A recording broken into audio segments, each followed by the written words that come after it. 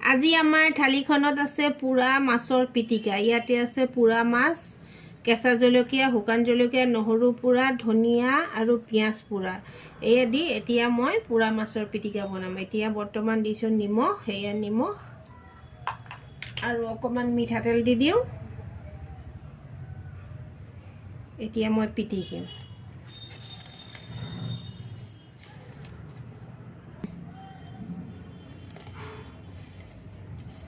মাছৰ কাঁইটবিলাক গুচাই লৈছোঁ।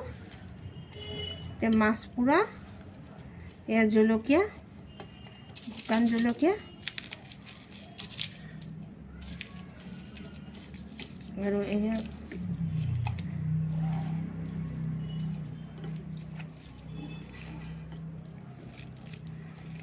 পিঁয়াজ পুৰা।